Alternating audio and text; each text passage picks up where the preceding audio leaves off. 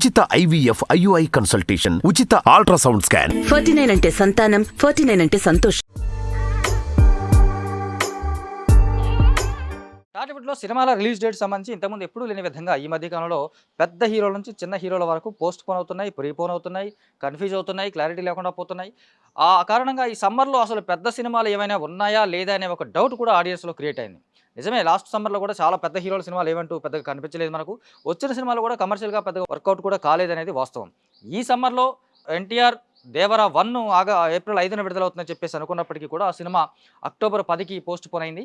దసరా సందర్భంగా రిలీజ్ కాబోతోంది. అలాగే ఇక మిగిలిన పెద్ద సినిమాలంటే మామూలుగా అల్లు అర్జున్ ఆగస్ట్ 15కి వస్తాడని ముందే ఫిక్స్ అయి ఉన్నాడు కాబట్టి, సో ఇక పెద్ద సినిమాలు ఏవి ఈ సమ్మర్లో కనిపించే అవకాశం లేదు అనుకున్నా కూడా ప్రభాస్ కల్కి ఈ మేలో రిలీజ్ కావడానికి సిద్ధంగా ఉంది. కాకపోతే కల్కి రిలీజ్ డేట్ మీద కూడా కొన్ని డౌట్స్ ఇప్పుడు ప్రస్తుతం టాలీవుడ్లో వినిపిస్తున్నాయి. కల్కి కూడా రాకపోతే కనుక ఈ సమ్మర్ కంప్లీట్గా పూర్తిగా ఏ పెద్ద హీరో లేకుండా వచ్చేటువంటి సమ్మర్ లాగా కనిపిస్తోంది. చిన్న సినిమాలకి పెద్ద పండగ అయ్యే అవకాశం కూడా ఉంది. ఈ క్రమంలో చూసుకుంటే మనకు ఒకవేళ పెద్ద సినిమాలు ఏవి లేవు కాబట్టి మంచి టాక్ తెచ్చుకుంటే డీజే టిల్లు మార్చి 29న రిలీజ్ కాబోతున్నటువంటి డీజే టిల్లు స్క్వేర్ సినిమాకి, అలాగే ఏప్రిల్ 5న దేవరా 1 డేట్లో వస్తున్నటువంటి ఫ్యామిలీ స్టార్ సినిమాలకి మంచి బూస్టప్ అయ్యే అవకాశాలు ఉన్నాయి. కాకపోతే ఆ సినిమాలు ఆడియన్స్ నుంచి పాజిటివ్ టాక్ తెచ్చుకోవాల్సి ఉంటుంది. పాజిటివ్ టాక్ వస్తే కనుక అది హిట్ టాక్ వస్తే సూపర్ హిట్ అనే టాక్ వస్తే కనుక బ్లాక్ బస్టర్గా మారుతాయి.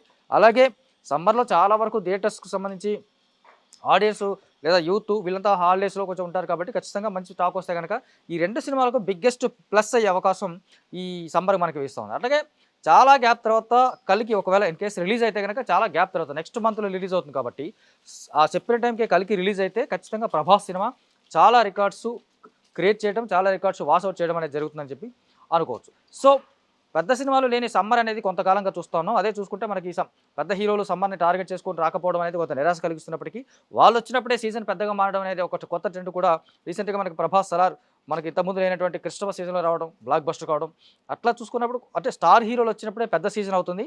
పెద్ద సీజన్లో స్టార్ హీరోలు రాకపోవడం అనేది ఒక కొత్త ట్రెండ్ అవుతుందా లేకపోతే ఇది ఒక సంప్రదాయంగా మారబోతుందా అనేది తెలియదు. కానీ ఈ సమ్మర్లో పెద్ద హీరోల సినిమాలు అంటే ఇప్పటివరకు మన టాప్ 5 లేదా టాప్ 6లో ఉన్నటువంటి హీరోల సినిమాలు లేకపోవడం అనేది కొంత ఆ హీరోల ఫ్యాన్స్కి అలాగే సినిమా మార్కెట్కి సంబంధించి కొంత డిసప్పాయింట్మెంట్ కలిగించేటువంటి అంశంగానే చెప్పాలి. మరి ప్రభాస్ అయినా వస్తాడా లేదా అనే డౌట్స్ అయితే కొన్ని ఉన్నాయి. ఆ డౌట్స్ క్లియర్ చేస్తారు, వీళ్ళు త్వరలోనే ఆ డౌట్స్ని క్లియర్ చేస్తారా లేదా అనేది మనం చూద్దాం.